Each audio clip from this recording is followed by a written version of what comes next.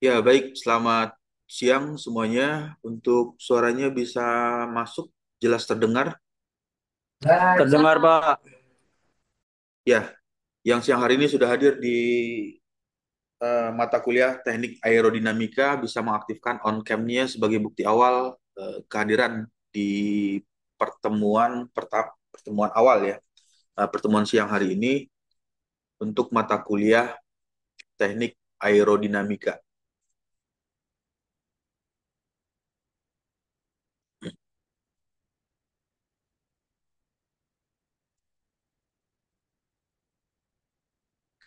Nah, di pertemuan sebelumnya atau minggu yang lalu itu sudah menceritakan mengenai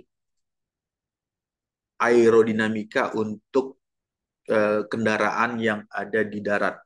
Nah, lalu bagaimana eh, aerodinamika yang terjadi atau aerodinamika yang dialami ketika kendaraan ini atau objek tersebut melakukan kondisi yang tidak ada di darat tetapi berada di udara seperti pesawat terbang. Apa yang harus diperhatikan dalam prinsip aerodinamika? Untuk bagian berikutnya, tampilan share screen-nya bisa sudah keluar ya di layar.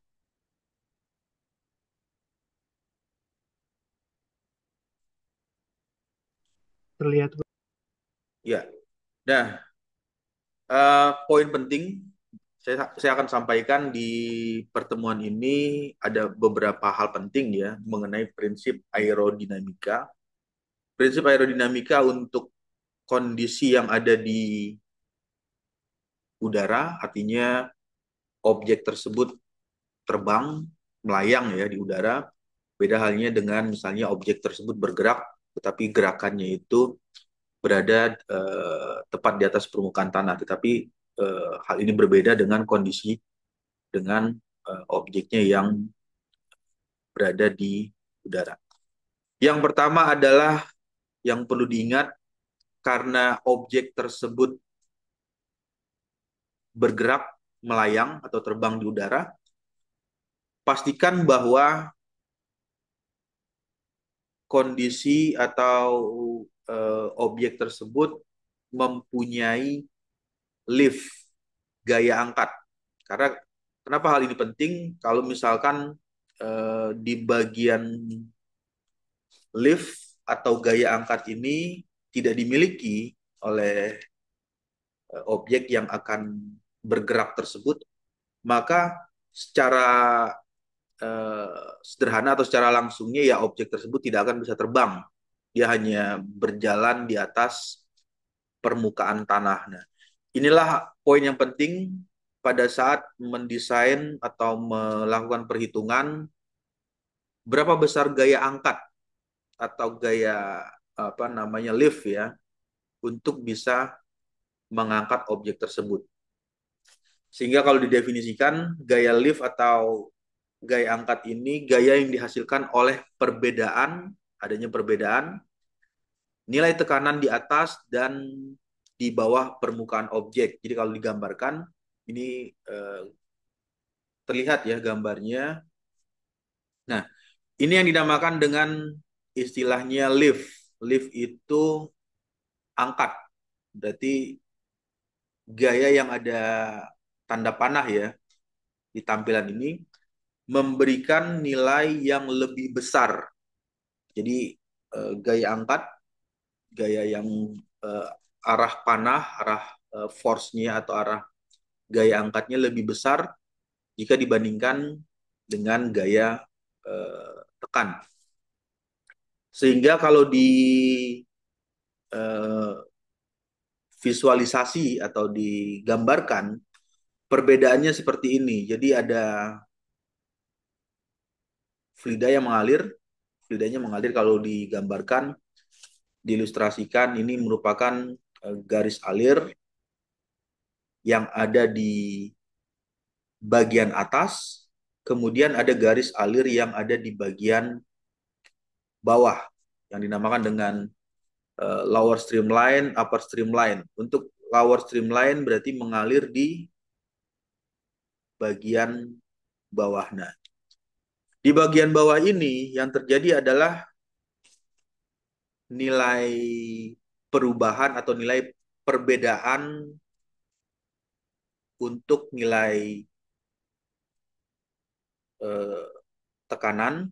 Nilai tekanan misalkan ini sebut saja dengan nama P1, tekanan 1,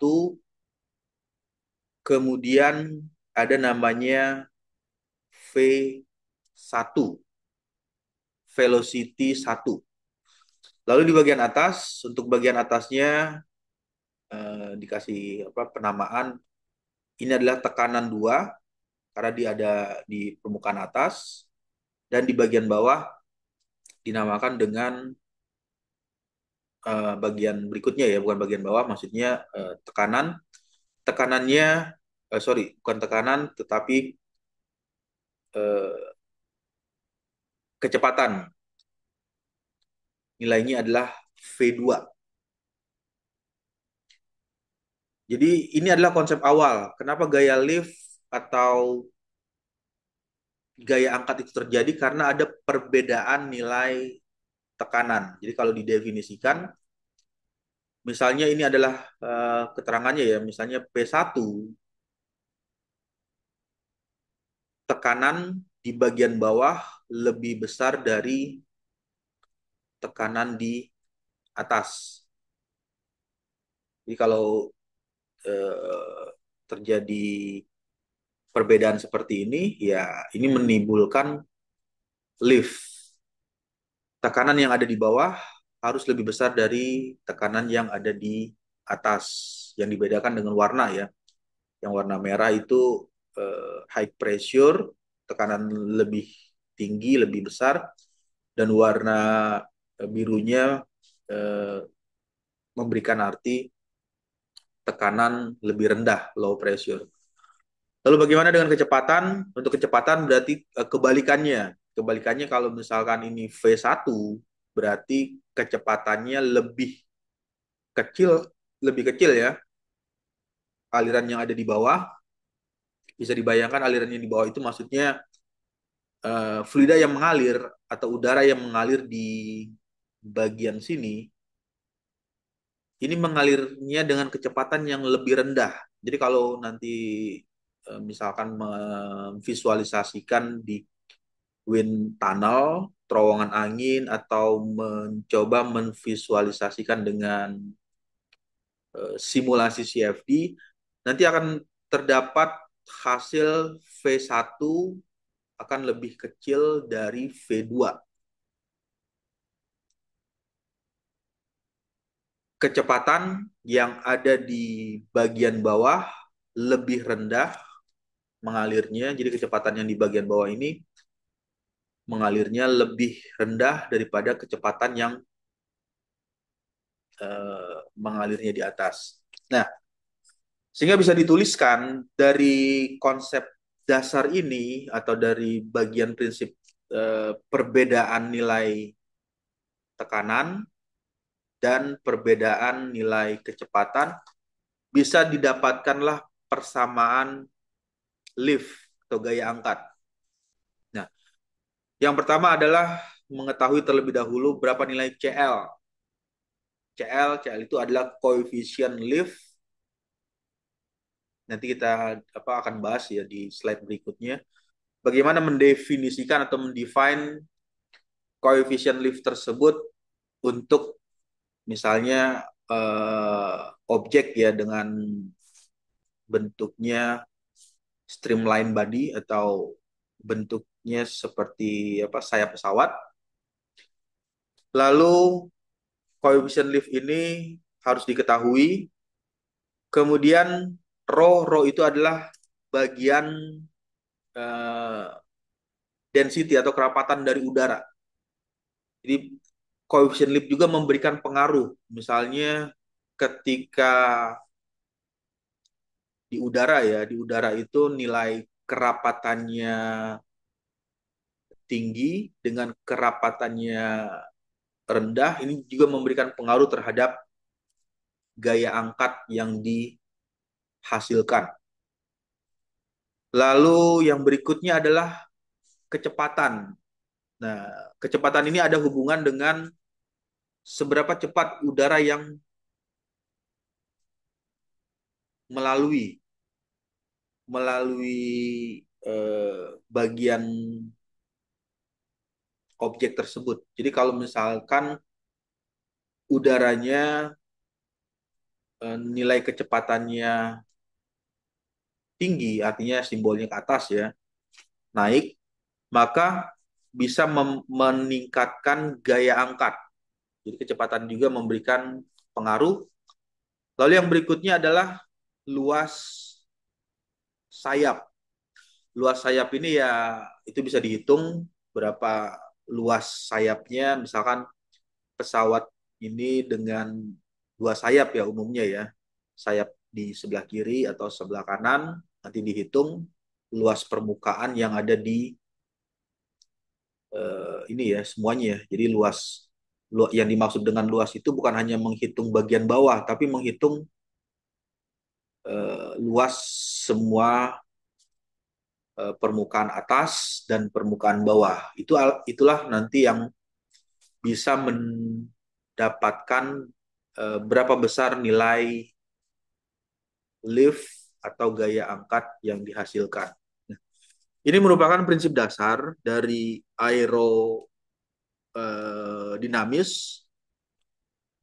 Dengan mengetahui persamaan atau governing equation-nya coefficient lift, bukan coefficient lift ya, apa, gaya angkatnya itu nilainya eh, seperti ini, nilai L, maka nanti apa yang dilakukan ketika ingin meningkatkan gaya angkat? Yang paling mudah adalah merubah nilai A.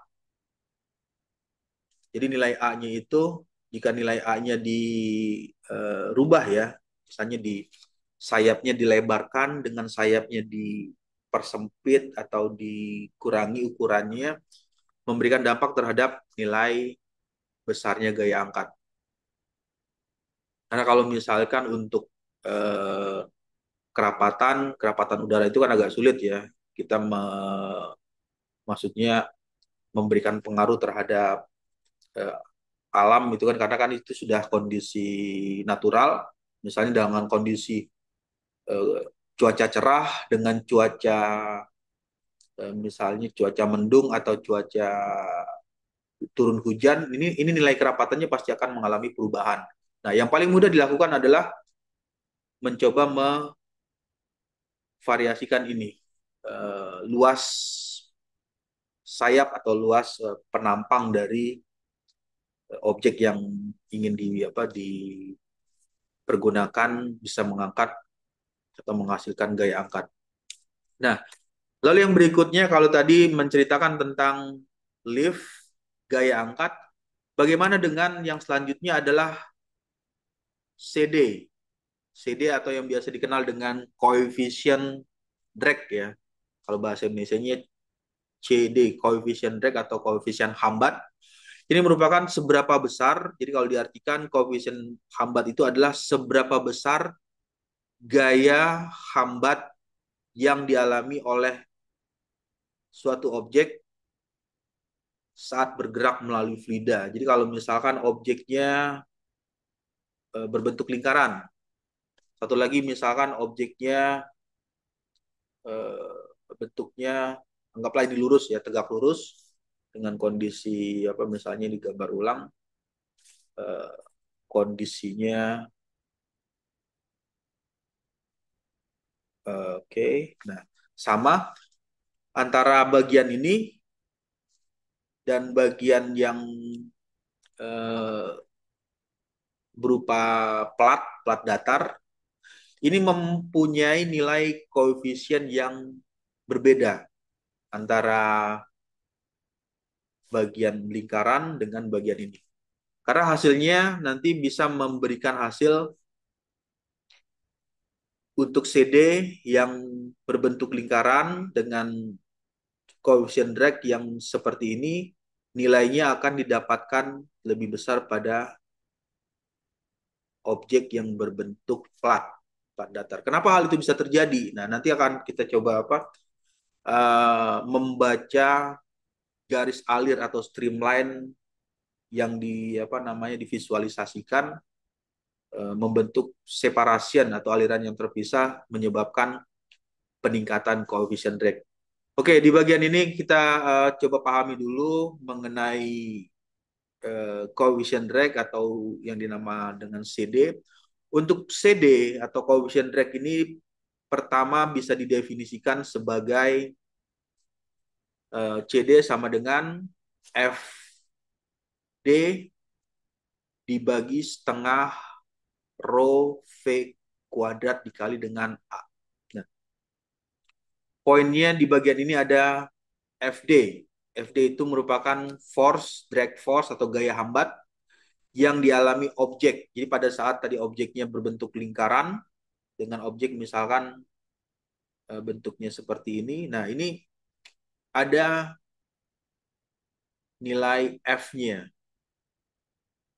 Gaya yang diterima oleh ini. Jadi kalau ini divisualisasikan, ini kan objeknya berbentuk lingkaran ya. Jadi kalau udara yang melewati ini pasti ada force. Nah, force-nya itu akan mengenai bagian ini. Force yang ada di warna biru ya ilustrasinya, dan misalnya force yang ada di sini ini merupakan gaya hambat yang dialami oleh objek tersebut. Yang pertama, kalau gaya hambat yang dialami oleh objek misalnya ini lingkaran, nah ini adalah gaya hambatnya yang berwarna hijau. Besar nilai force yang diterima ya. Lalu yang berikutnya adalah plat datar. Yang warna biru merupakan nilai gaya hambat. Secara visual atau maksudnya secara langsung ya, tidak perlu dihitung atau secara logikanya aja ya, pasti beban yang paling banyak diterima itu adalah yang vertikal. Betul ya, karena ini tegak lurus, sedangkan force atau gaya yang paling besar, force yang diterima ketika bentuknya dibuat ada lengkungan atau ada radius, pasti nilai F-nya atau nilai uh, force yang dihasilkan mengalami penurunan dibandingkan dengan yang ini. Nah, ini konsep dasarnya dari ini, dari apa? Dari FD ini. Jadi kalau ketika misalkan ingin mendapatkan koefisien hambat yang kecil, berarti apa yang harus dilakukan? Ya, berarti harus membuat lengkungan. Artinya harus membuat radius. Nah, radius ini memberikan kontribusi terhadap penurunan. Jadi nilai FD-nya akan turun ketika FD-nya yang vertikal dengan FD yang nilainya itu hanya ada lengkungan, ini FD ya biar bisa dipahami. Ini adalah drag force-nya ketika dilengkungkan mengalami penurunan, dan ketika vertikal tegak lurus ya, nilai tekanannya menjadi lebih besar. Lalu apalagi yang bisa dimodif selain FD? Ya, selain bentuk geometri ya, karena bentuk geometri berpengaruh terhadap force. Yang kedua adalah dengan merubah ini luas penampang atau luas objeknya ya. Luas penampang efektif dari objek yang terpapar aliran fluida. Yang dimaksud dengan terpapar itu artinya yang dilalui atau yang terkena atau yang tersentuh oleh aliran fluida. Jadi kalau ini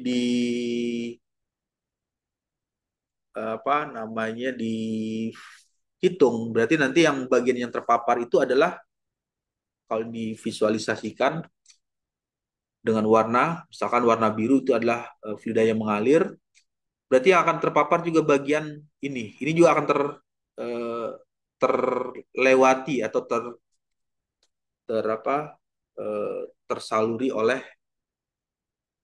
atau dilewati ya atau dilalui oleh fluida.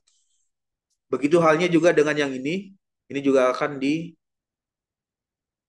dilalui oleh eh, fluida tersebut. Nah, variasi yang bisa dilakukan dengan merubah bentuk, karena merubah bentuk bisa memberikan perubahan nilai gaya hambat, drag force-nya, dan variasi yang berikutnya adalah merubah luas penampang. Nah, ini merupakan eh,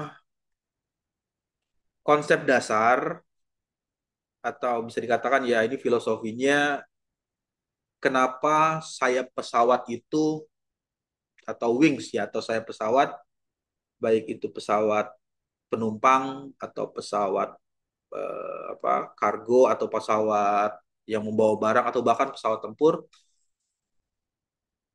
selalu memiliki radius.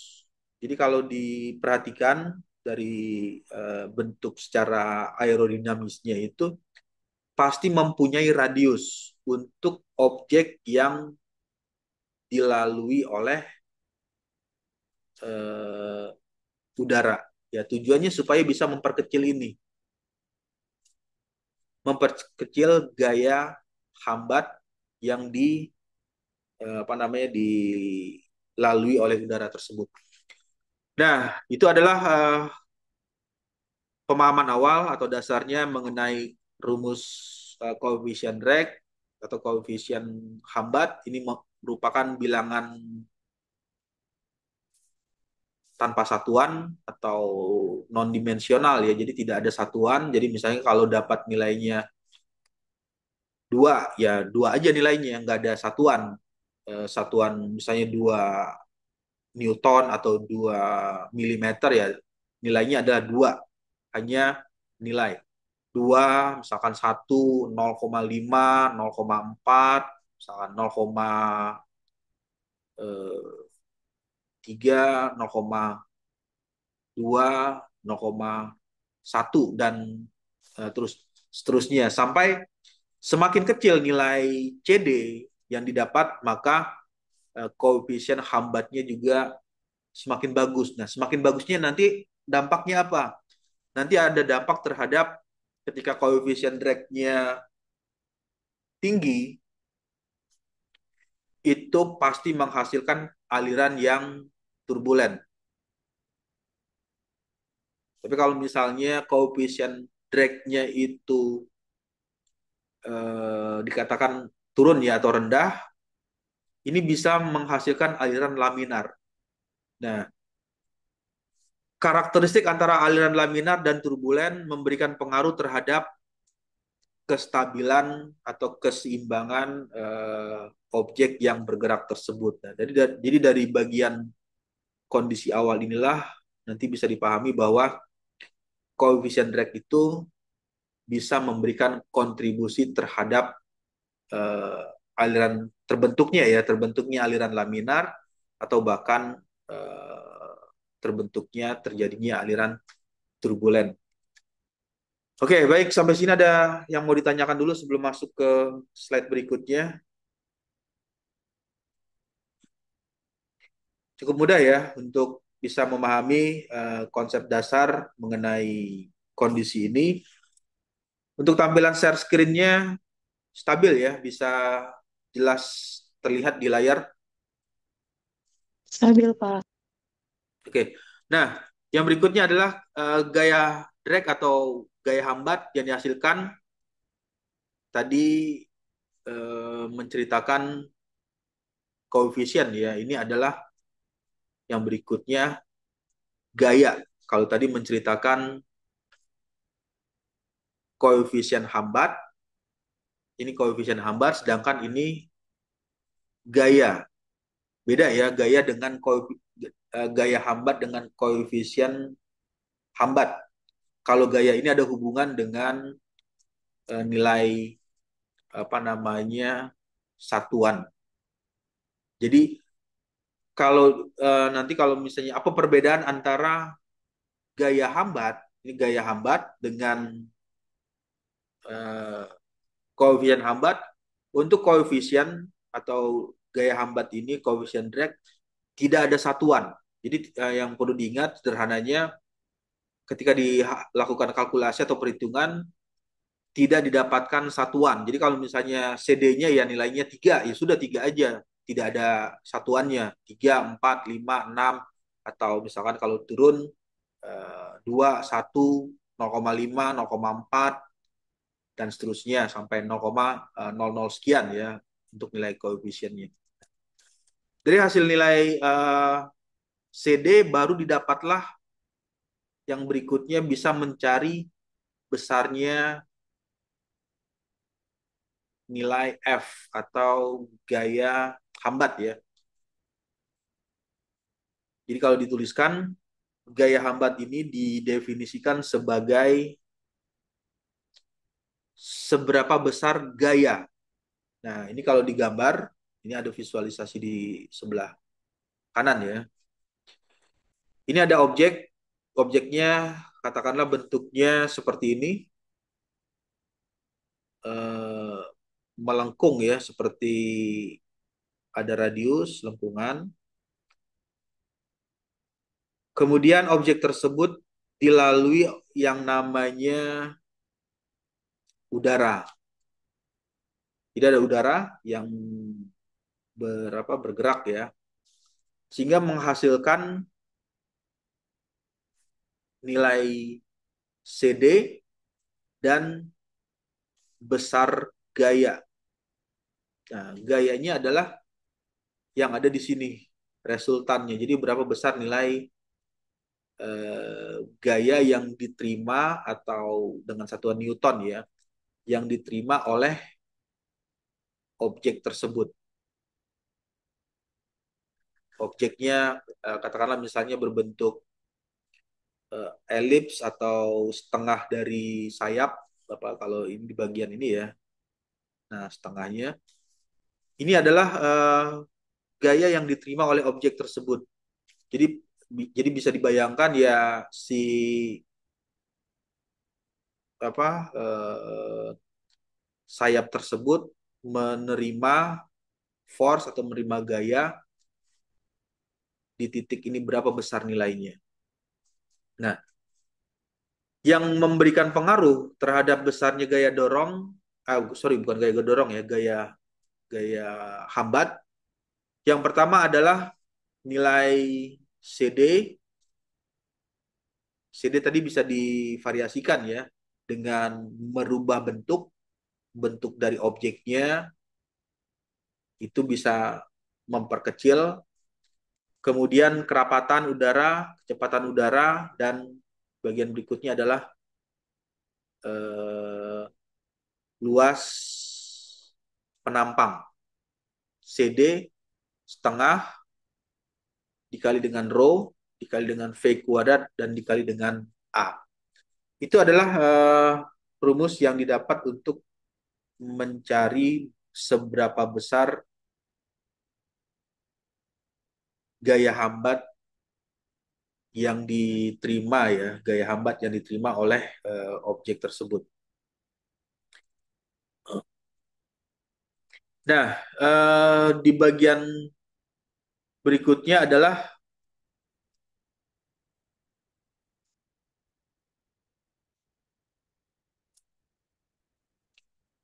ini penjelasan yang secara lebih eh, ini lagi ya, secara lebih komprehensif lagi.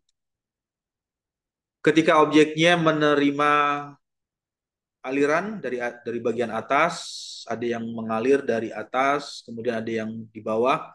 Yang terjadi adalah perbedaan tekanan. Nilai tekanan di atas berbeda dengan nilai tekanan yang di bawah.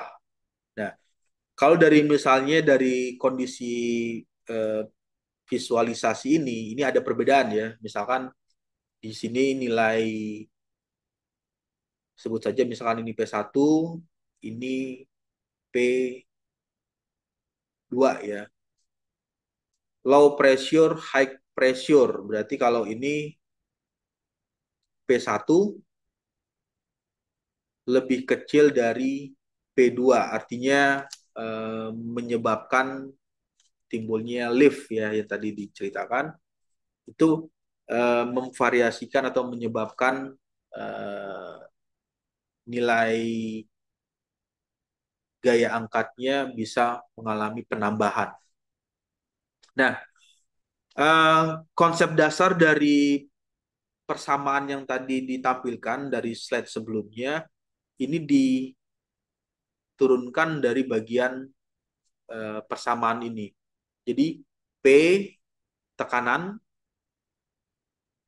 ditambah dengan setengah dikali dengan rho dikali dengan V kuadrat plus ditambah ya rho dikali G dan dikali H. Itu adalah nilai yang didapatkan untuk nilai tekanan yang terjadi. Nah, konsep awalnya dari Bernoulli equation atau persamaan prinsip Bernoulli.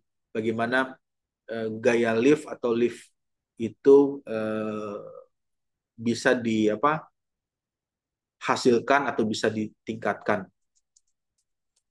Nah, yang tadi menceritakan tentang CD ya tadi ada coefficient drag atau coefficient lambat. Untuk objek yang pertama ketika objeknya ini berbentuk apa ini ya, plat ya. Ini ketika objeknya berbentuk plat. Kemudian ada fluida yang mengalir dari kiri ke kanan. Ini digambarkan dengan tanda panah ini. Ketika objek tersebut dilalui oleh fluida, maka fluida yang melewati objek hasilnya very turbulent. Artinya pada saat si fluida mengalir atau melewati ini, alirannya sudah tidak stabil lagi. Jadi pasti sudah kacau atau dikatakan turbulent. Nah, plat ini kemudian dimodif. Dijadikanlah misalkan kalau misalnya plat datar itu berupa apa slice ya atau lempengan, nanti dijadikan platnya ini dibuat lingkaran. Nah, dengan adanya pembentukan atau merubah memodifikasi dari kondisi awal dimodif menjadi berbentuk lingkaran mampu mereduksi yang namanya turbulen tersebut. Jadi kalau misalnya nilai turbulennya itu bernilai 100, ya ketika sudah dirubah bentuknya, maka nilainya adalah 50. 50% mengalami penurunan. Jadi nilai turbulen yang terbentuk di bagian sini mengalami pengurangan. Kemudian bagaimana lagi menurunkan lagi supaya bisa menurunkan. Ternyata bagian belakang inilah yang dimodifikasi. Dimodifikasi dengan membuat objeknya menjadi lebih panjang ya kan kalau di bagian ini kan hanya sampai sini ya setengah lingkaran tapi kalau di ini dibuat lebih panjang bisa mereduksi turbulen yang terbentuk sebesar 85%. Kemudian ingin dikurangin lagi untuk turbulen tersebut maka nilai turbulensinya menjadi eh, lebih rendah dengan menambahkan luas bagian permukaan bagian belakang sehingga turun menjadi 90 sampai 95%. Lanjut lagi ya untuk suaranya stabil ya, bisa masuk, jelas terdengar. Ya, nah ini adalah konsep dasar pada saat mencoba melakukan modifikasi untuk mengurangi turbulen. Yang dilakukan adalah membuat perubahan dimensi. Yang awal dimensi satunya berbentuk ini, di dimensi satu pertama, kedua, ketiga, dan keempat. Jadi nilai turbulennya bisa mengalami penurunan, diperkirakan 90 sampai 100%.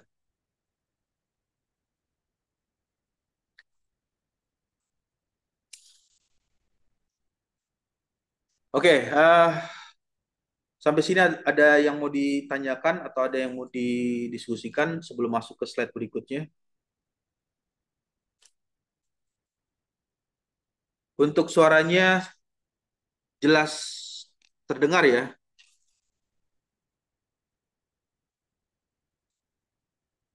Jelas, Pak. Oke, nah ini adalah bagian yang dimaksud yang tadi separation, aliran terpisah. Separation, ini juga sama, titik separationnya terbentuk, alirannya terpisah. Dimaksud aliran terpisah adalah ketika alirannya sudah tidak sama lagi atau tidak, arah alirannya sudah mengalami perbedaan aliran. Jadi kalau ini digambarkan di visualisasi streamline garis alir, ini arah garis alirnya seperti ini, sana ya, dari tanda panahnya dari kiri ke kanan, kemudian dari bagian titik ini secara perlahan sudah membentuk aliran yang berlawanan arah. Nah, ini mulai terlihat jelas di bagian sini. Yang awalnya semestinya aliran utama, mainstreamnya dari kiri ke kanan, alirannya berbalik arah, menyebabkan dari kanan ke kiri. Ini yang dinamakan dengan aliran yang terpisah, separation flow. Pada saat terbentuknya aliran terpisah atau aliran separation ini sudah menyebabkan atau menjadikan aliran tersebut menjadi turbulen, turbulen flow. Jadi kalau divisualisasikan dengan objek ya, misalnya ini adalah objek yang diuji berbentuk bola atau lingkaran, kemudian diletakkan di wind tunnel, terowongan angin, maka nanti akan menghasilkan aliran yang bentuknya di bagian ini. Alirannya mengalami perubahan arah, separation flow. Jadi mengalirnya bukan ke sini lagi, arah dari kanan ke kiri, tetapi alirannya sudah berbalik arah. Dampaknya apa atau pengaruh yang ditimbulkan terhadap si apa sebut saja dengan objek tersebut, ya berpengaruh terhadap kestabilan. Jadi pada saat objek ini melaju dengan kecepatan yang tinggi, maka dengan timbulnya aliran berbalik arah ini menghasilkan atau menyebabkan adanya vibrasi atau getaran yang diterima oleh eh, bola tersebut. Nah, bola mendapatkan vibrasi atau getaran, getarannya berpengaruh terhadap kestabilan atau keseimbangan atau bahkan misalnya kekuatan dari material tersebut. Jadi dampaknya ya cukup banyak ya, timbul dari turbulen. Jadi kalau dituliskan, turbulen ini bisa menghasilkan vibrasi, vibration, kemudian meningkatkan nilai tekanan, tekanannya mengalami peningkatan, tekanan meningkat, kemudian dengan adanya turbulen juga bisa menyebabkan ketidakstabilan atau kondisi yang tidak stabil. Itulah yang di apa namanya didapatkan ketika objek tersebut kondisinya sudah menghasilkan yang namanya aliran turbulen.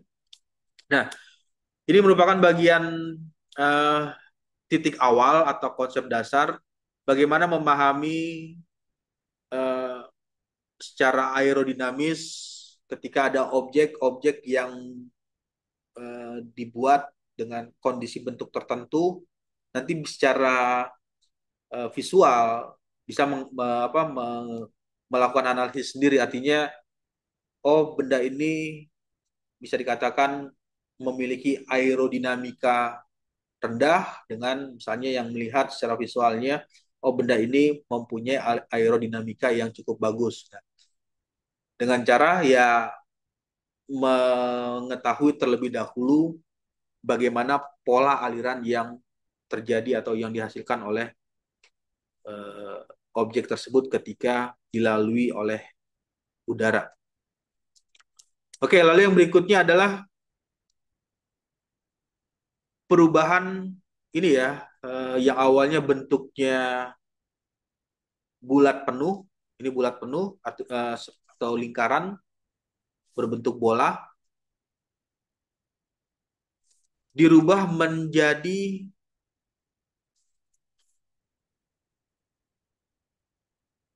bagiannya kalau di apa potong ya atau di slice di bagian sini, setengahnya bagian depan elips tapi di bagian belakangnya dibuat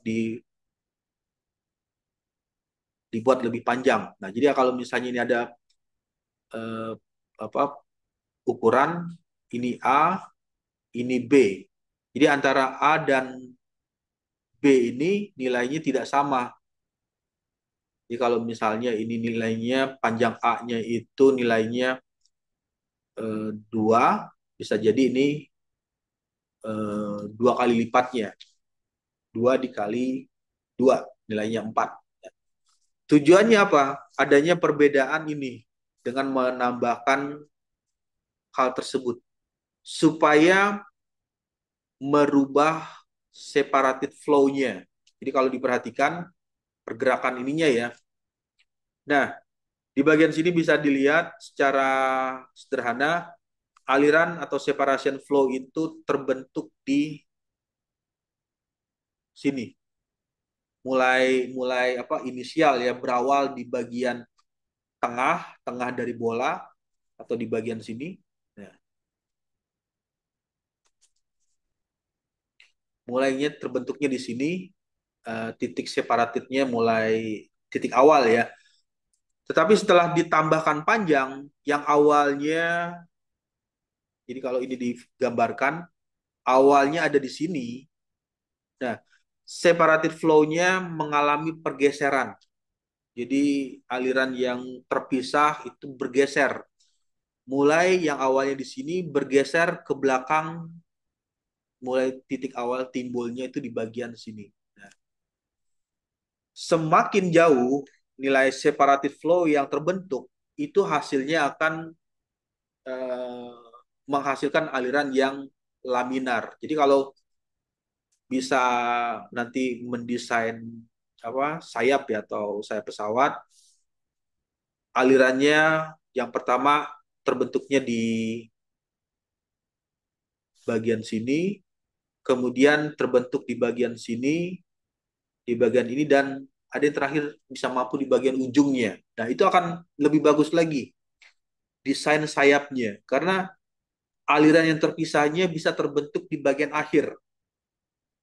Di bagian akhir yang menyebabkan separation flow-nya atau turbulen yang terbentuknya itu menjadi lebih kecil. Jadi kalau terbentuknya separasi ini sudah terbentuk dari sini, ya pasti nanti di bagian ini sudah menghasilkan turbulen.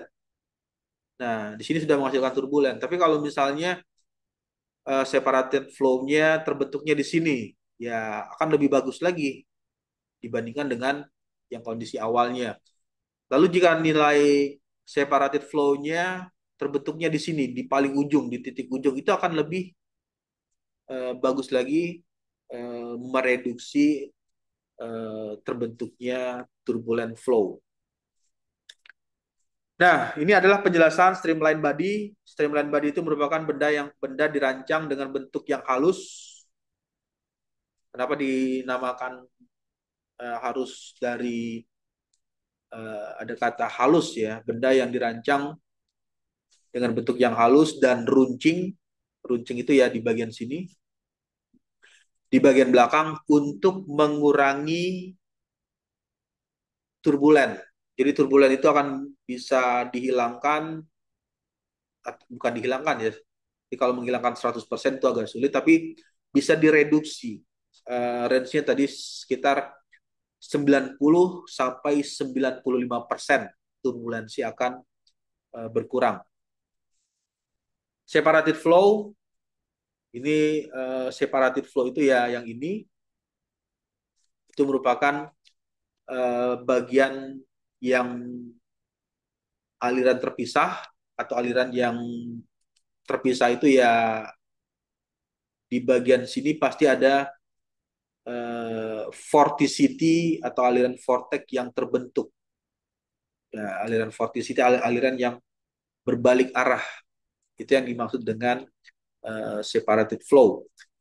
Dimensi D ini merupakan ketebalan. Ketebalan juga memberikan eh, kontribusi ya terhadap terbentuknya separated flow. Jadi kalau ini nanti dimodif, misalnya yang satu variasi tebal dengan variasi eh, ini ya panjang dari tengah ke belakang. Jadi kalau yang pertama misalnya D-nya itu misalkan ya ini nanti coba aja di apa di simulasi dengan CFD atau pengujian. Misalkan D-nya 10 dengan D-nya 5, lalu misalnya ini L ya, L-nya itu tadi misalnya ini 25, kemudian L-nya 50. Nah, ini pasti akan memberikan nilai yang berbeda untuk titik terbentuknya separation flow, aliran yang terpisah dari aliran utama. Oke, baik. Sampai sini ada yang mau ditanyakan dulu dari konsep dasar mengenai pola aliran yang diterima ya, atau pola aliran yang didapatkan ketika merubah objek tersebut menjadi ke bentuk yang lebih aerodinamis. Nah, kalau tidak ada, saya akan masuk lagi ke slide berikutnya. Slide berikutnya ini kita akan bahas perubahan eh,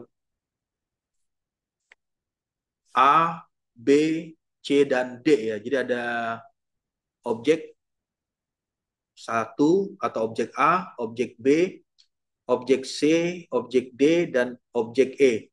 Yang berbeda adalah dari objek A, B, C, dan A, B, C, D, dan E ini mempunyai atau menghasilkan nilai CD yang bervariasi. Jadi variasinya bisa dilihat nilai CD-nya untuk flat plate atau plat datar mempunyai koefisien hambat nilainya 2, paling besar ya, nilainya paling besar 2.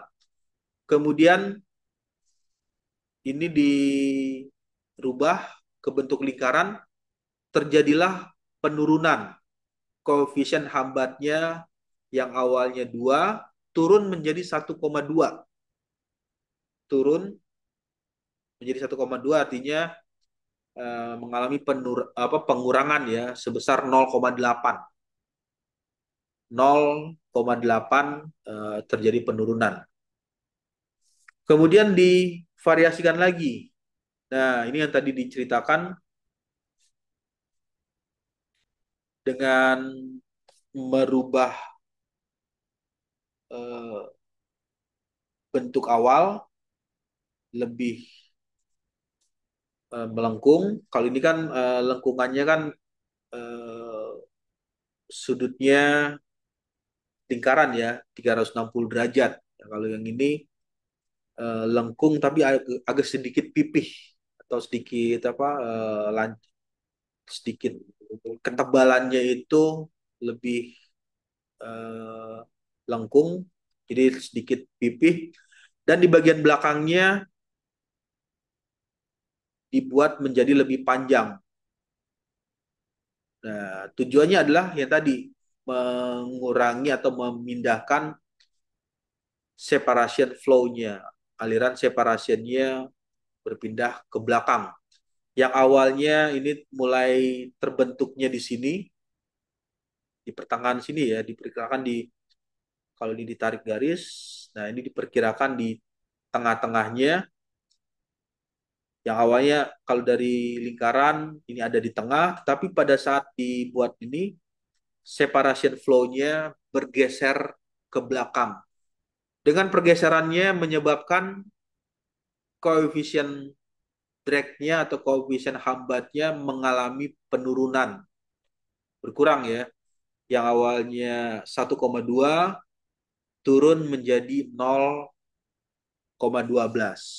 Nah, kemudian ini kenapa naik lagi 1,2?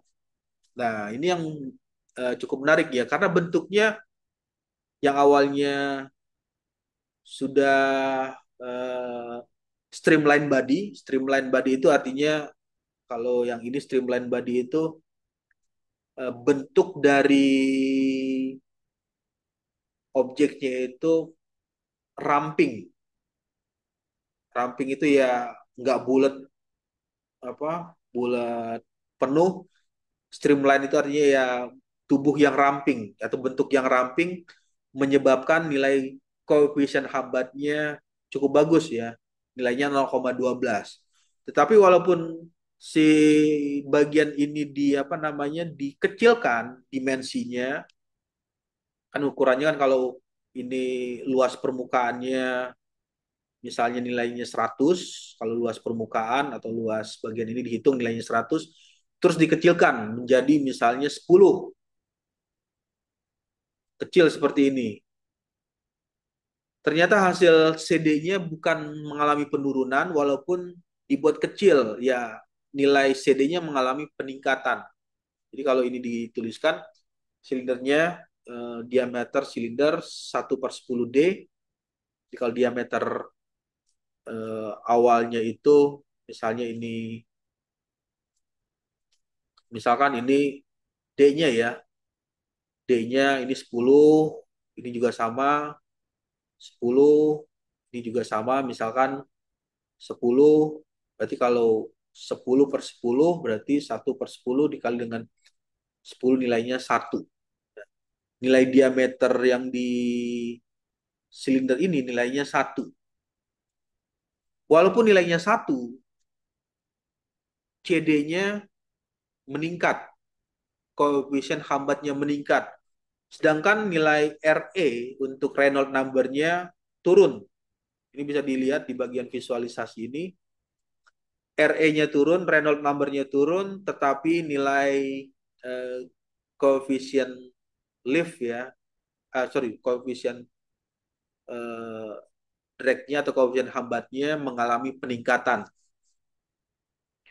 RE Reynolds turun, tetapi CD naik dari 0,12 naik menjadi 1,2.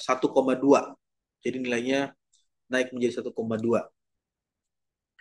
Kemudian untuk RE-nya ditingkatkan. Nah, ketika RE-nya ditingkatkan, ini sama ya, bentuknya sama. Ketika RE-nya ditingkatkan, nah ini baru terjadilah penurunan koefisien hambat. Jadi cukup unik ya, ketika ingin menurunkan CD, koefisien hambat, nurunin KD ya, untuk menurunkan koefisien drag, yang pertama kali dilakukan adalah modifikasi.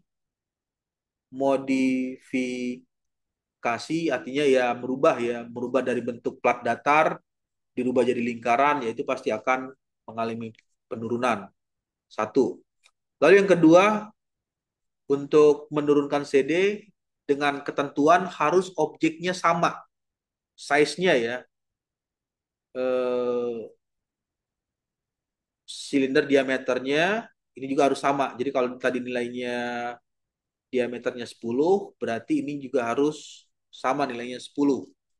Jika nilainya sama, apa yang bisa dilakukan untuk meningkatkan koefisien drag dengan cara menaikkan bilangan Reynolds number. Jadi dengan menaikkan bilangan Reynolds number, maka nilai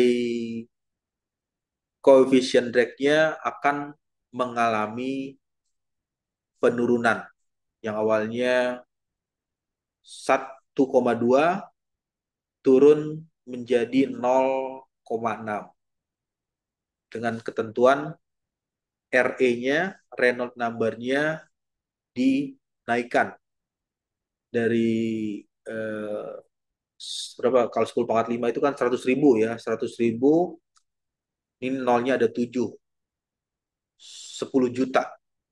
Kalau satu 1 juta kan 0,6, 10 juta, 10 juta RE, Reynolds-nya 10 juta, maka nilai CD-nya menjadi 0,6. Nah, RE ini kan nilainya kan kalau dihitung rho VD per viscosity. Rho-nya berapa nilainya, kecepatannya berapa. Nah, ini ada kecepatan yang mengalami perubahan di bilangan Reynolds tersebut. Jadi pada saat nilai RE ini ditambah menjadi 0,7, berarti nilai kecepatan udara bisa saja bukan udara yang bergerak. Misalnya udaranya dengan kondisi yang diam, tetapi objeknya ditambah nilai kecepatan, atau objeknya diam, tetapi kecepatan udara yang mengalir atau melewati objek tersebut ditingkatkan. Itu yang bisa memberikan perubahan terhadap nilai koefisien hambat. Oke, baik ya. Sampai sini ada diskusi atau ada yang mau ditanyakan? Nah, ini secara penjelasan dari gambar-gambar tersebut untuk plat datar, silinder, lalu yang di bagian berikutnya adalah streamline. Streamline body itu bagian yang bentuk ramping. Ini dikatakan body slim. Body slim itu ya body ramping, apa tubuh body apa bentuk ramping. Jadi karena nilai ininya, ini kan kalau misalnya ini adalah D-nya, D di sini 10 nilainya. Kalau ini kan 10 sama. Nah, tapi di bagian ujung makin ke sana makin ke sini nilainya semakin mengecil nilai ketebalannya. Itu yang dinamakan dengan eh, nilai apa bisa dikatakan streamline body.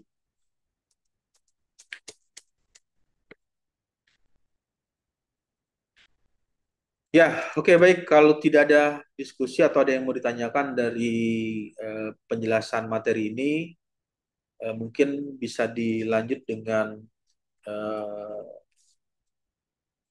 presentasi ya, atau tugas review artikel untuk kelompok yang akan melakukan presentasi bisa mulai melakukan share screen di layar.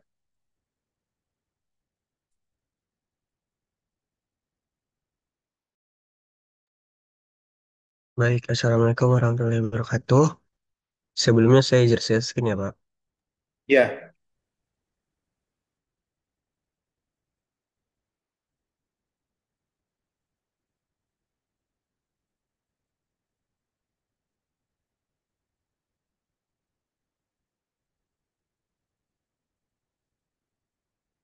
Baik, apakah sudah terlihat share screen dari saya?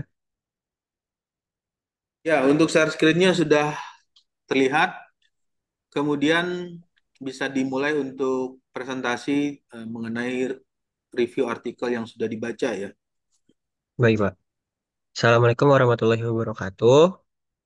Pertama-tama, saya ingin mengucapkan terima kasih kepada Bapak Profesor Dr. Damoral Akasio STMT selaku dosen mata kuliah Teknik Aerodinamika. Jadi di sini kami ingin mempresentasikan hasil kinerja kami yaitu review jurnal yang berjudul Turbulence Model Study for Aerodynamic Analysis of the Leading Edge Tubercle Wing for Low Reynolds Number Flow. Jadi di sini saya bersama rekan saya Firmansyah dengan NIM 221031110 dan saya sendiri Yusuf Fajar Rahmawan dengan NIM 22103111013. Baik, pada pendahuluan studi model turbulensi kali ini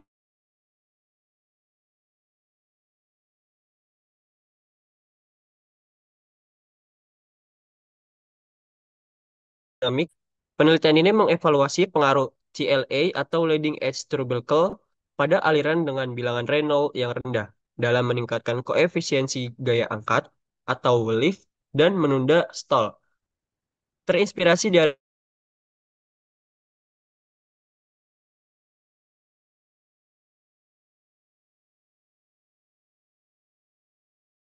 kemudian ada K omega SST, kemudian ada Spalart Almaraz dan juga Y atau gamma reteta SST untuk menilai keakuratannya dalam memprediksi koefisiensi gaya angkat dan hambat serta karakteristik aliran.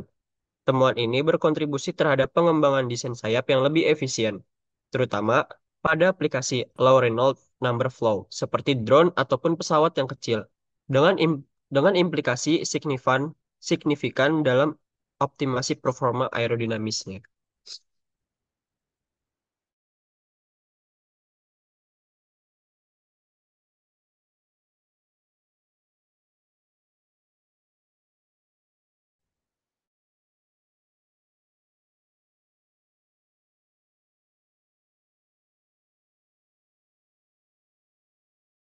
SIN menggunakan profil airfoil simetri NACA 0021 yang memiliki ketebalan maksimum sekitar 21%. Jadi di sini ada gambar yaitu ketebalan maksimum 21% menggunakan airfoil simetri NACA 0021. Sayap yang dirancang memiliki panjang bentang 69,3 mm dengan 9 gelombang. Jadi di sini terdapat gambar yaitu panjangnya itu 69,3 mm dengan 9 gelombang atau wavelength. Studi ini mengacu pada desain Hansen yang sebelumnya menggunakan A sama dengan 2,1 mm dan gamma sama dengan 7,7 mm. Lalu mengadaptasi modelnya dengan kombinasi baru A3 gamma 11. Kemudian yang kedua, terdapat metodologi turbulence modeling and CFD governing equation. Analisis aliran fluida pada sayap dengan CLA menggunakan computational fluid dynamic pada bilangan Reynolds sama dengan 120.000. Persamaan yang digunakan adalah continuitas dan Reynolds average Navier-Stokes. Model ini mengasumsikan hubungan linear antara tegangan Reynolds dan laju regangan serta isotropi difusi turbulen. Meskipun dalam aliran kompleks seringkali diperlukan model tegangan Reynolds, berbagai metode simulasi turbulen seperti DNS, LES, dan DES dibahas, tetapi RANS tetap menjadi pilihan utama karena efisiensinya. Kemudian adapun metodologi komputasi yang terakhir yaitu CFD Solver Setup. Bagian CFD Solver Setup menjelaskan konfigurasi simulasi aliran fluida dengan solver berbasis tekanan karena aliran dianggap tidak dapat dimampatkan. Persamaan Rans digunakan untuk sudut serang yang rendah. Sementara Rans diterapkan pada sudut serang 16 derajat dan 20 derajat untuk menganalisis kondisi pasca stall. Konvergensi ditentukan berdasarkan koefisiensi gaya angkat, hambat, kontinuitas, momentum, dan juga turbulensi dengan batas 0,0001. Simulasi dilakukan pada Reynolds sama dengan 120.000 dengan kecepatan 25 meter per second. Intensitas turbulen yaitu 0,8%, serta kondisi no slip pada permukaan sayap, dan batas lateralnya, sedangkan outlet diberikan kondisi dengan tekanan yang nol.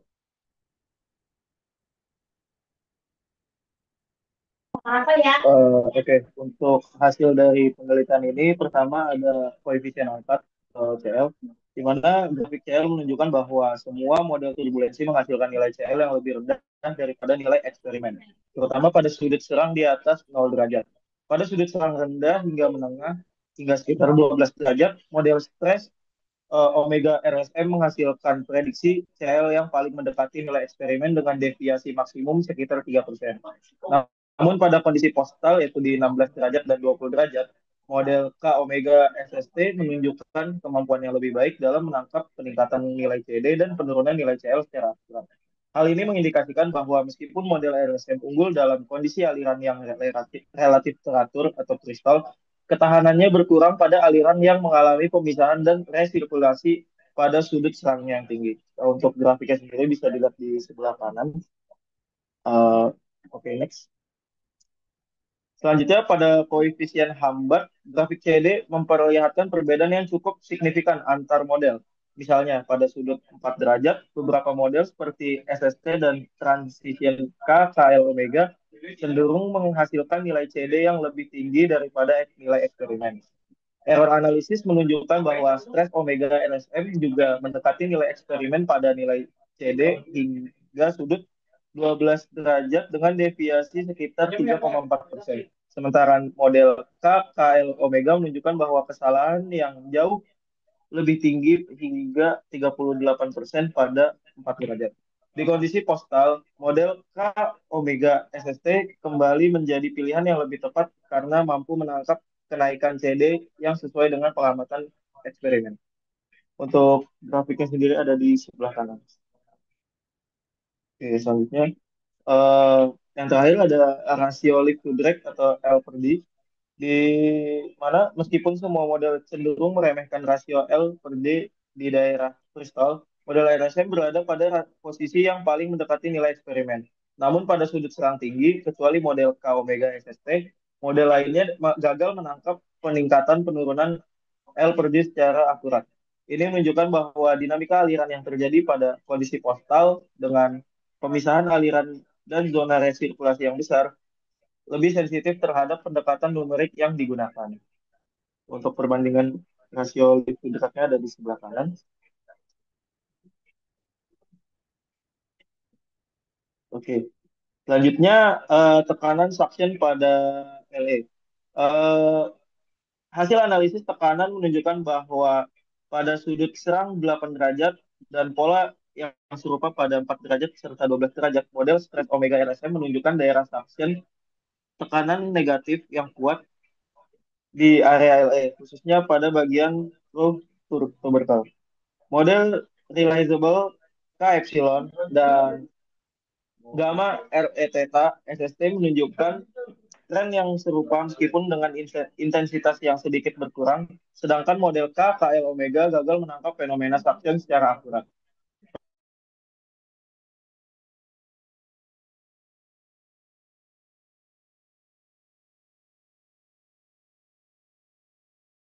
Yang Re- mengakibatkan percepatan di aliran di area true dan berkontribusi pada peningkatan gaya angkat. Untuk sebaran stresnya bisa dilihat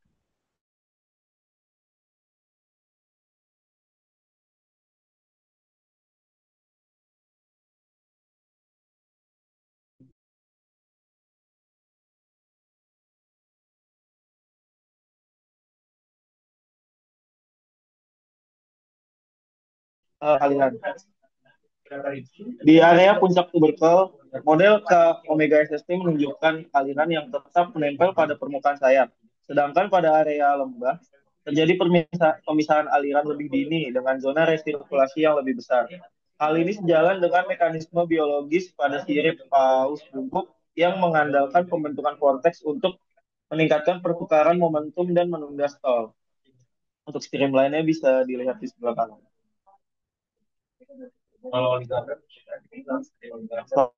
Selanjutnya distribusi vorticity. Distribusi vorticity, terutama vorticity streamwise, memperlihatkan pembentukan sepasang vortex berlawanan arah atau counter rotating vortex di sekitar elite tubercle. Pembentukan vortex ini merupakan mekanisme kunci yang membantu mempertahankan keterletakan aliran yang pada permukaan sayap sehingga meningkatkan nilai CL di sekitar area di daerah kristal. Meskipun model stres omega RSM menunjukkan kemampuan dalam menangkap pembentukan vortex tersebut, terdapat beberapa keterbatasan pada kondisi sudut serang tinggi di mana model ini kurang mampu menangkap zona resirkulasi secara optimal. Lanjut.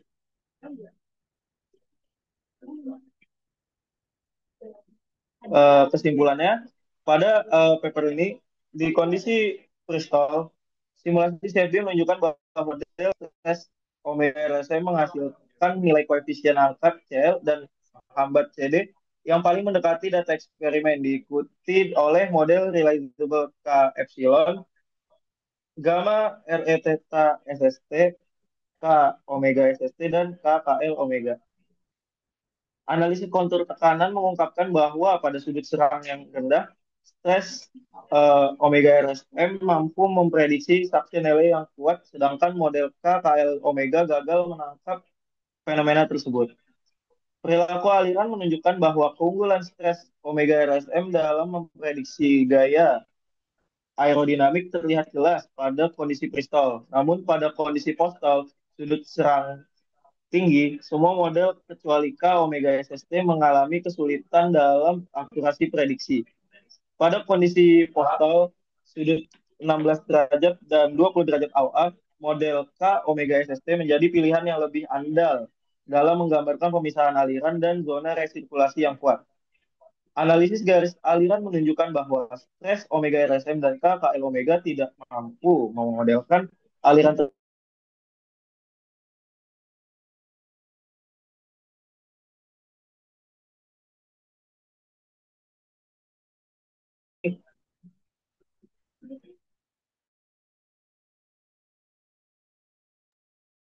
Baik, itulah presentasi dari kami. Kalau ada yang bertanya, 2 sampai 3 pertanyaan kami lontarkan.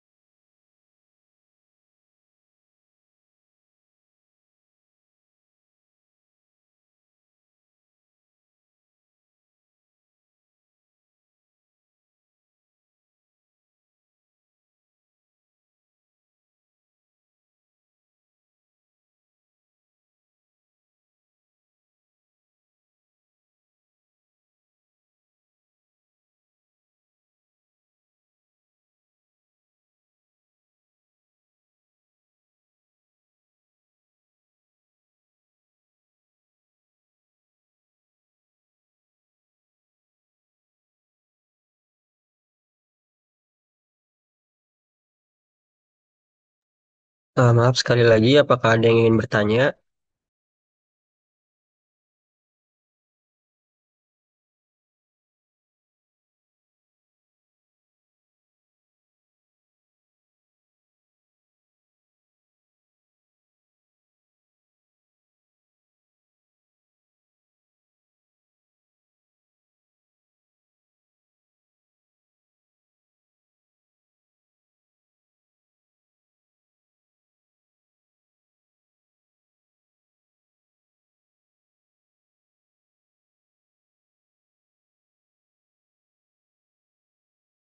Izin bertanya,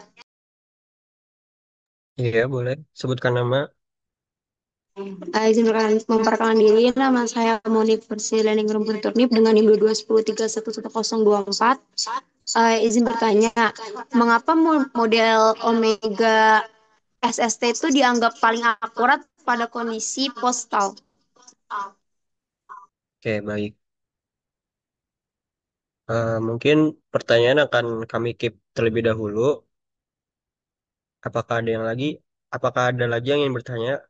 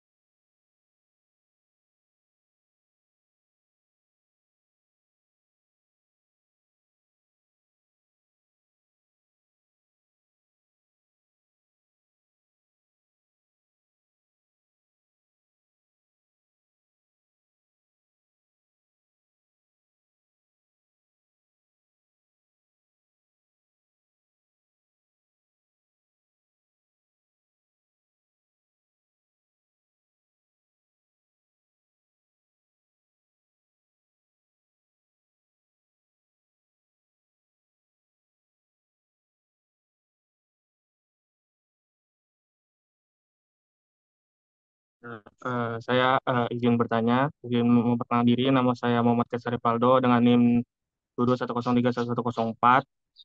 Jadi saya ingin bertanya, tadi kan di penelitian tersebut menggunakan model tegangan atau stresnya itu di Omega RSM. Nah, buat dari model tersebut, kira-kira keunggulannya itu apa dalam simulasi CFD ini? Terima kasih. Oke, baik. Apakah ada lagi yang ingin bertanya?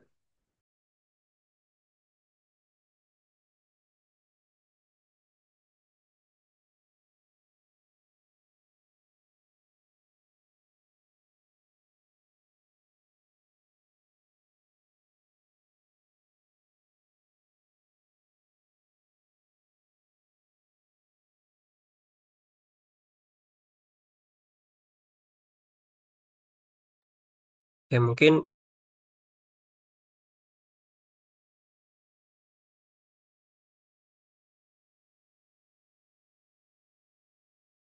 yang tersebut Omega SST atau shear stress transport dianggap paling akurat pada kondisi postal. Postal.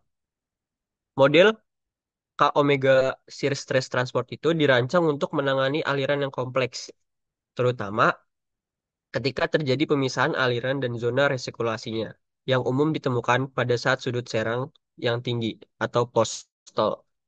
Dalam konteks simulasi pada presentasi ini, pada sudut serang 16 derajat dan 20 derajat, aliran udara sudah tidak ada lagi yang menempel secara sempurna pada permukaan sayap. Sehingga model turbulensinya itu harus mampu menangani fenomena non-linear dan juga unsteady tersebut. Kemudian, adapun keunggulannya, yaitu yang pertama itu menangkap kenaikan koefisiensi hambat secara realistis. Yang kedua, memperlihatkan penurunan nilai gaya angkat yang sesuai dengan data yang eksperimen.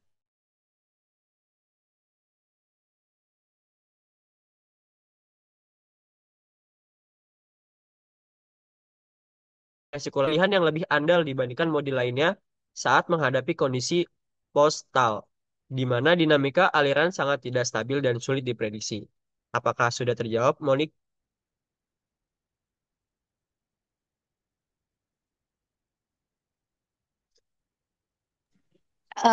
Sudah terjawab, terima kasih atas jawabannya. Baik, sama-sama. Kemudian soal yang kedua akan dijawab oleh teman saya. Oke, untuk pertanyaan dari saudara Cesar, apa keunggulan model stres omega RSM dalam simulasi CFD berdasarkan hasil penelitian? Jadi, model stres omega Reynolds stress model atau RSM itu unggul pada kondisi kristol, yaitu ketika aliran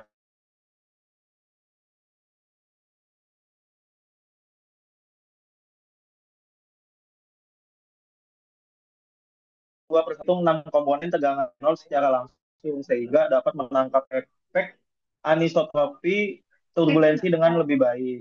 Dalam penelitian ini, keunggulan model RSM terlihat dari prediksi CL dan CD yang paling mendekati hasil eksperimen pada sudut serang rendah sampai menengah, yaitu di 0 derajat sampai 12 derajat. Mampu memodelkan daerah tekanan suction yang kuat di bagian leading edge, terutama lembah tubercle yang berkontribusi pada peningkatan gaya angkat. Selain itu juga, metode RS stress omega RSM ini mampu menunjukkan pembentukan vortex streamwise di sekitar tubercle yang membantu mempertahankan keterletakan aliran, memperkuat lift, dan menunda stall. Namun model ini kurang optimal di post-stall karena lebih sensitif terhadap pemisahan aliran yang ekstrim dan membutuhkan resolusi mesh serta komputasi yang lebih tinggi. Begitu Saudara Cesar, apakah sudah terjawab? Terima kasih dari Saudara Firman sudah cukup terjawab. Oke, terima kasih. Baik, mungkin hanya ada 2 pertanyaan, Pak. Apakah boleh kami tutup?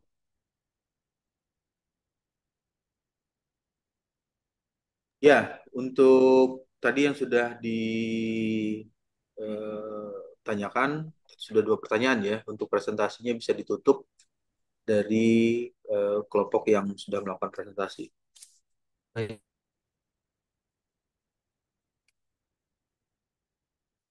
Eh, Assalamualaikum warahmatullahi wabarakatuh. Saya izin stop share ya, Pak. Ya, oke.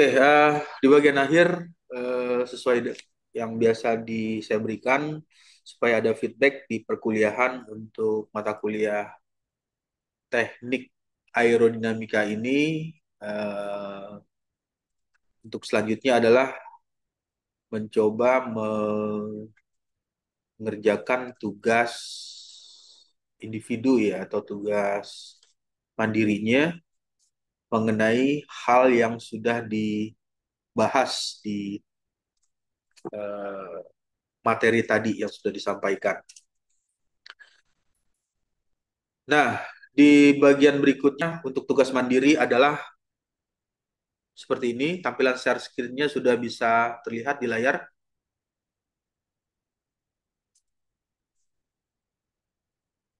Untuk share screen sudah keluar ya tampilannya.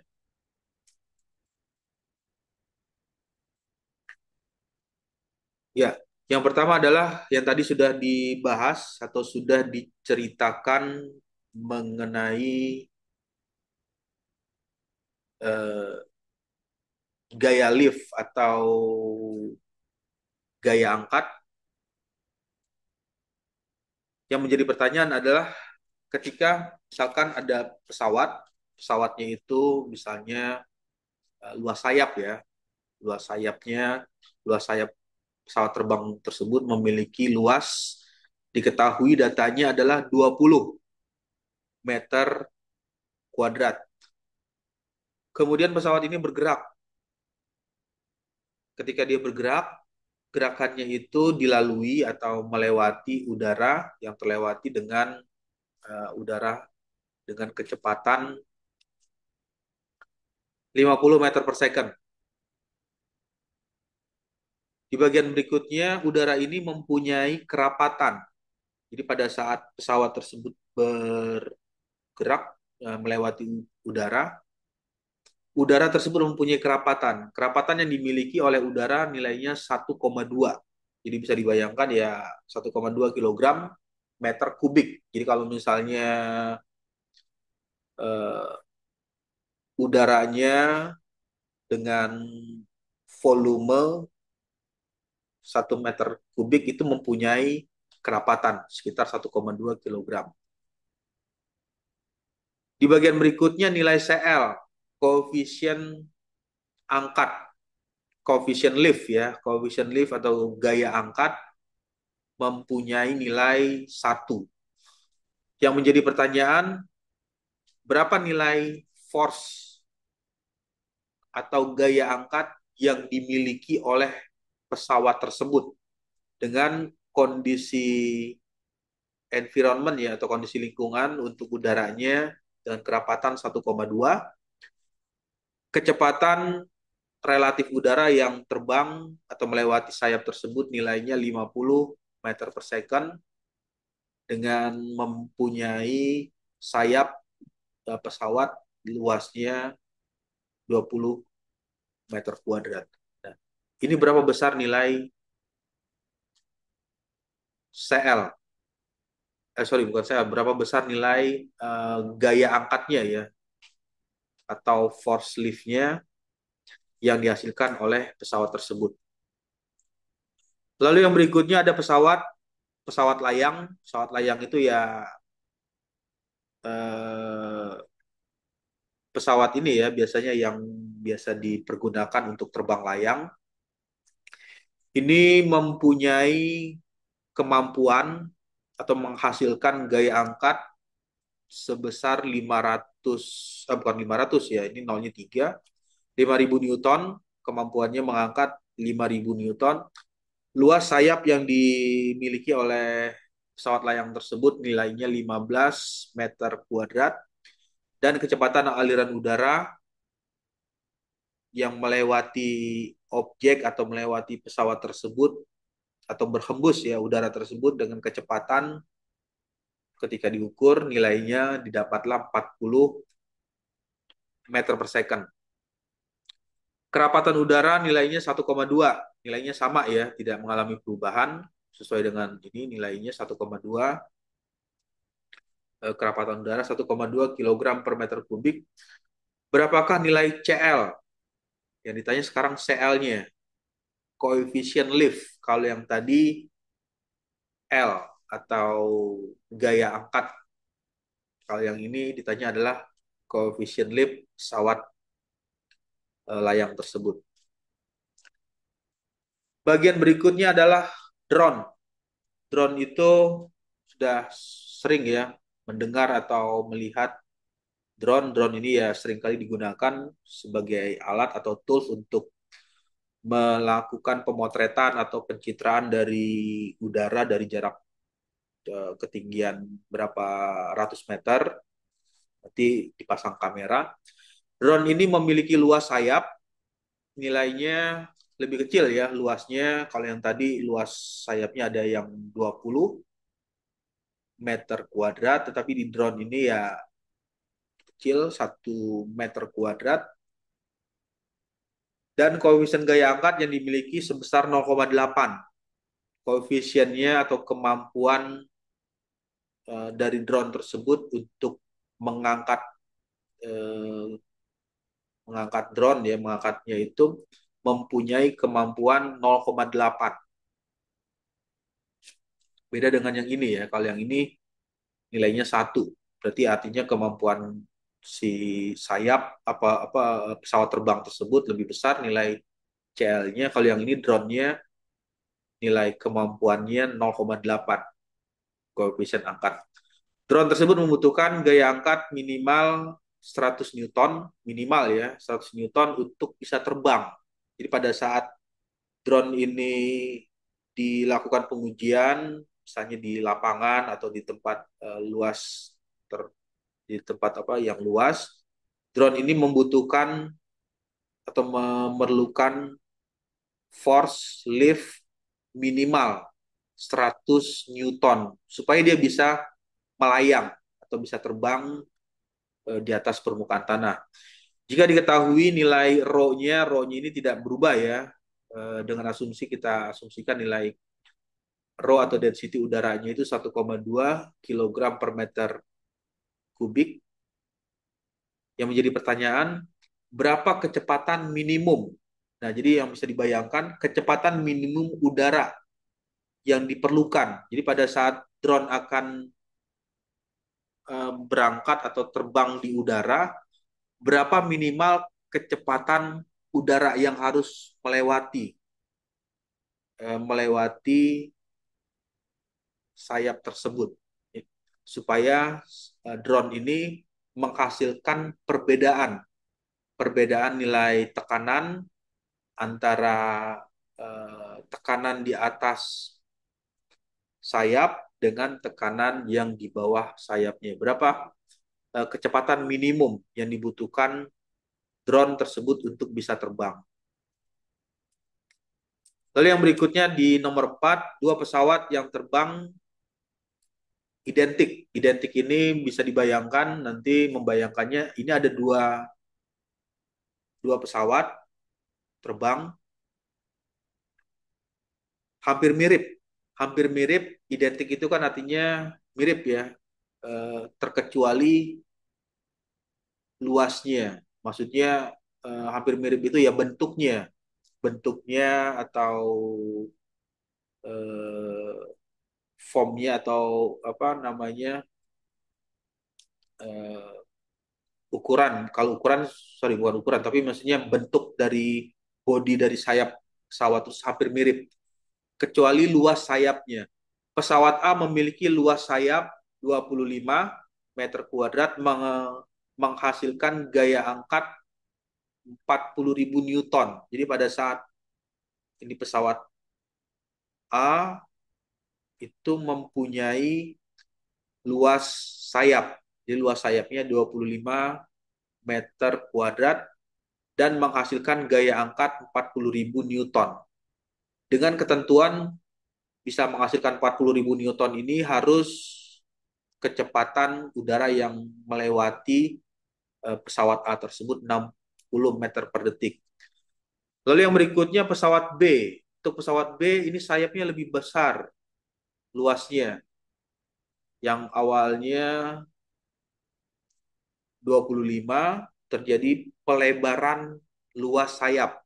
Luas sayapnya menjadi 30 meter kuadrat, yang awalnya 25 berubah menjadi 30 meter kuadrat. Jika kerapatan udara yang diketahui dan CL sama dengan asumsi ya, kerapatan udaranya kita asumsikan nilainya 1,2, terus misalnya CL-nya itu diasumsikan sama, tadi misalnya nilai CL-nya 1 untuk kedua pesawat tersebut. Yang menjadi pertanyaan, berapa gaya angkat atau force lift-nya yang dihasilkan oleh pesawat B. Ini yang ditanyakan oleh pesawat B, berapa Newton gaya angkat yang dihasilkan oleh pesawat B. Kalau pesawat A, ini kan kalau pesawat A nilainya sudah diketahui ya, gaya angkatnya 40.000 Newton, sedangkan yang ditanyakan adalah pesawat B. Lalu di bagian akhir ini ada pesawat terbang pada ketinggian di mana kerapatan udaranya itu nilainya rho, disimbolkan dengan notasinya ini rho, 0,9 kg per meter kubik. Pada ketinggian permukaan laut, pesawat ini menghasilkan gaya angkat 60.000 Newton. Jadi pesawat itu bisa mengangkat dengan gaya 60.000 Newton dengan ketentuan udara yang melewati pesawat tersebut kecepatannya 70 meter per second. Koefisien lift yang dimiliki oleh pesawat 1,2 dan dua sayap pesawat tersebut 35 meter kuadrat. Yang menjadi pertanyaan, berapakah gaya angkat yang dihasilkan pada ketinggian tersebut dengan kecepatan yang sama. Nah, ini yang membedakan, ini ada permukaan laut, ini ketinggian di atas permukaan laut, kemudian ini ketinggian tersebut pada di atas, bukan di permukaan laut, tapi di atas apa namanya, di atas permukaan dataran, di permukaan ketinggian air laut, dan ini di atas permukaan daratan. Nah, yang menjadi pertanyaan, ini kan ada perbedaan, yang perbedaannya yang satu di atas laut, yang satu lagi di atas darat, di atas apa permukaan yang darat. Nah, pertanyaannya adalah apakah ada perbedaan yang ditanyakan? Berapakah gaya angkat yang dihasilkan? Karena antara permukaan laut yang di atas permukaan air laut dengan di atas permukaan darat itu kan pasti memberikan nilai apa berbeda ya untuk nilai apa nilai tekanan, tekanan udara, kemudian kecepatan udara yang terjadi di atas permukaan laut dengan kecepatan udara yang di eh, daratan. Nah, yang menjadi pertanyaan berapa besar gaya angkat yang dihasilkan pada ketinggian tersebut untuk dengan asumsinya itu kita asumsikan eh, kecepatan udaranya itu 70 meter per second. Oke, baik. Itu adalah feedback dari perkuliahan untuk sore hari ini di mata kuliah Teknik Aerodinamika. Kemudian di bagian akhir, saya akan input absensi kehadiran ya di mata kuliah Teknik Aerodinamika. Untuk nama-nama yang muncul di tampilan di layar bisa mengaktifkan on mic dan on cam-nya supaya bisa di-input daftar kehadiran untuk perkuliahan teknik aerodinamika.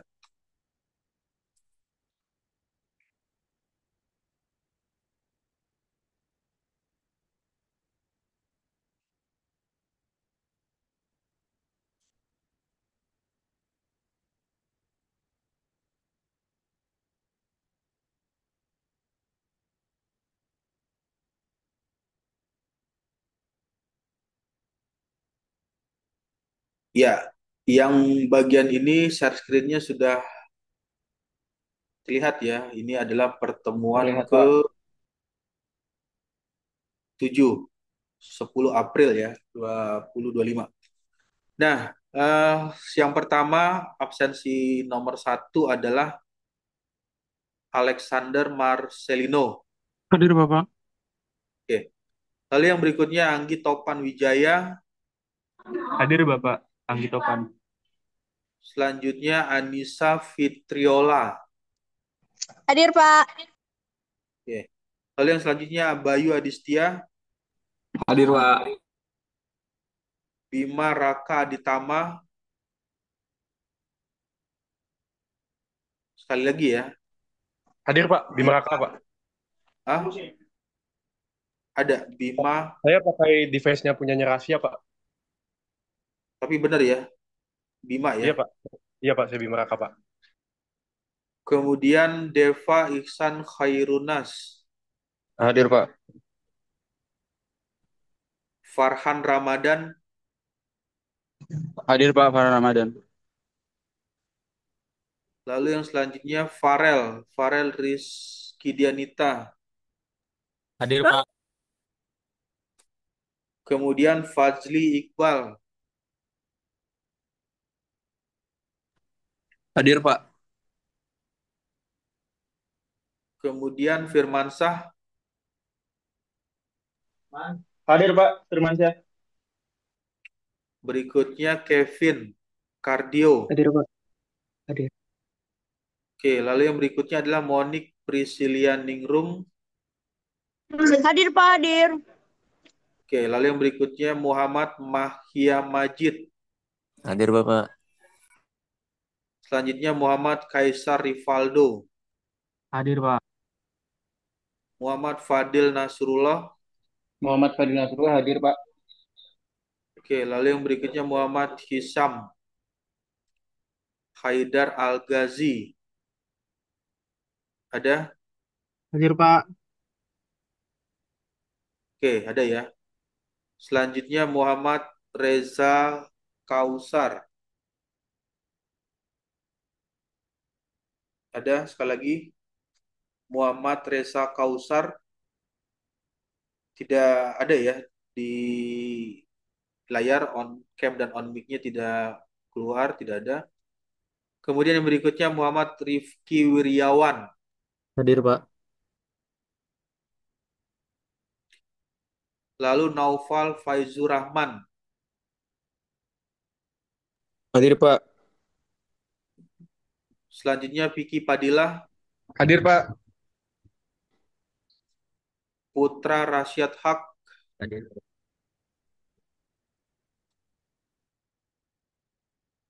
Ada? Nggak ada ya? Ada ya tadi Putra Raisyad Haq ya. Ada Pak. Lalu yang berikutnya Rainer Samuel Forlando. Hadir Pak. Kemudian Ramadan Haryo Dewanto.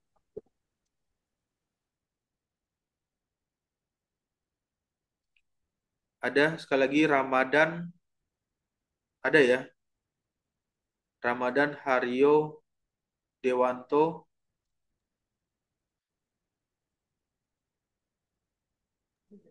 Lalu Raisya Aulia. Hadir, Pak. Hadir. Oke, lalu yang berikutnya Rizky Hesa Dwi Cahya. Ada ya. Kemudian Sabrina Nur Khairunisa. Hadir, Pak.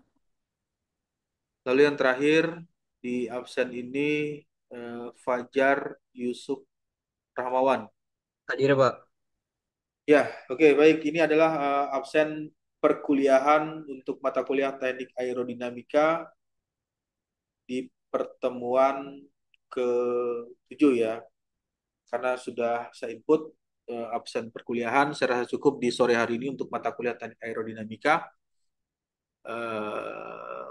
Untuk berikutnya atau minggu sebelumnya minggu selanjutnya nanti diinfokan pertemuan berikutnya. Saya ucapkan selamat siang. Wassalamualaikum warahmatullahi wabarakatuh. Waalaikumsalam. Waalaikumsalam, Pak. Terima kasih banyak. Terima kasih, Pak. Ya.